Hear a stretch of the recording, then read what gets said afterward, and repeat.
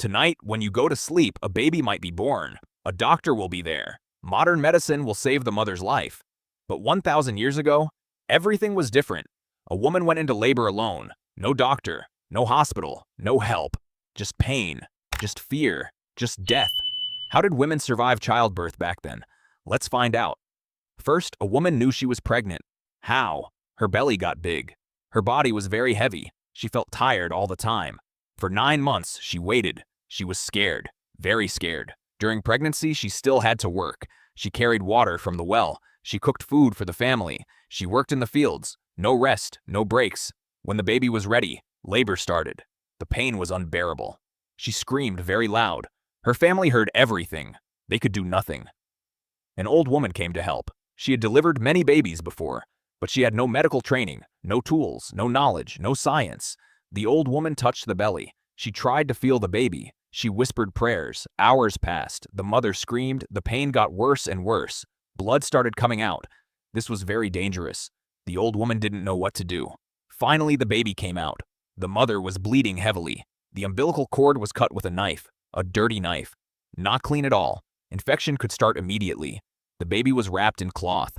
Hot water was poured on the wounds. This burned the mother's skin, but they thought it helped.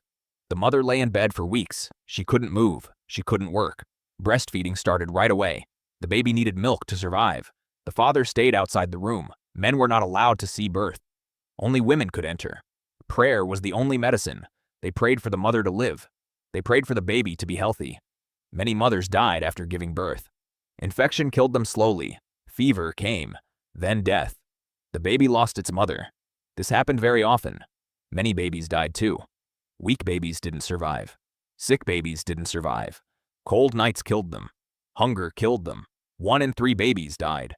This was normal back then. Women had many babies. They hoped some would survive. A woman had 10, 15, 20 babies. Maybe 5 would live to adulthood. The mother's body was destroyed. Her teeth fell out from calcium loss. Her bones became weak. Her skin aged very fast. By age 40, she looked 80. She was exhausted, completely exhausted. Childbirth happened over and over again. No break, no rest, no hope. Women died young, very young. Life expectancy was around 30 years. 30 years. That's it. Half of women died from childbirth. The other half died from hunger or disease. So how did humanity survive? Because women had so many babies. Even if most died, some survived. The species continued, but the suffering was enormous.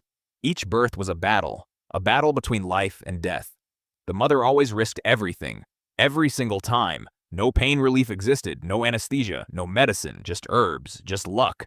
Some women drank special plants, they thought it would help. Sometimes it did, sometimes it didn't. Ergot fungus was sometimes used. It could stop bleeding, but it could also kill the mother. No one knew the right dose. Women died from the medicine. Midwives had no training. They learned by doing. If the mother died, she died. There was no one to blame, no one to sue, no one to report. It was just fate. God's will, they said. But childbirth complications were predictable. A baby in the wrong position died. The mother could tear inside. She would bleed to death slowly. There was no way to help her. A baby's head too big? Disaster.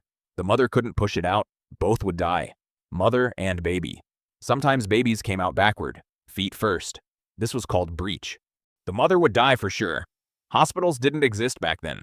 Surgery didn't exist. Cesarean section was impossible. The mother would die on the operating table. From blood loss. From infection. So women just accepted their fate. They knew birth could kill them. They had babies anyway. Because society demanded it. A woman's only value was children.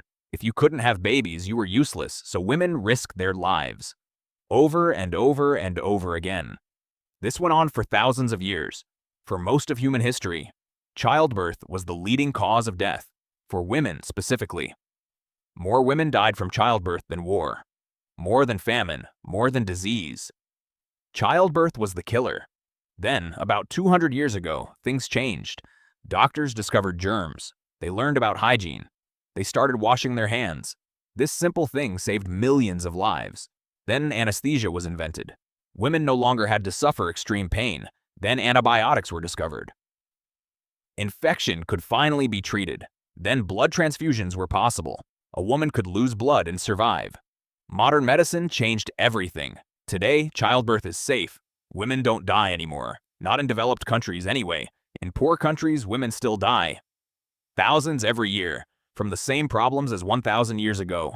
Infection, bleeding, complications, because they don't have access to medicine. They don't have hospitals. They don't have doctors. So the story continues. In some parts of the world. But for most of us, childbirth is safe. A mother can have children and live a long life after. She can pursue her dreams. She can have a career. She can choose how many children to have, or none at all. This freedom is only 100 years old. 100 years. For thousands of years before that, women had no choice. They had to accept childbirth. They had to accept death. They had no say, no control. Today is different. Today women can survive. Today women can thrive. This is a relatively new victory. We should never take it for granted. Modern medicine is a miracle. It saved billions of lives, mostly women's lives. So the next time you flip a light switch at night, remember, your ancestors couldn't. And when you see a healthy pregnant woman, remember, she's incredibly lucky, because 1,000 years ago, she would probably be dead.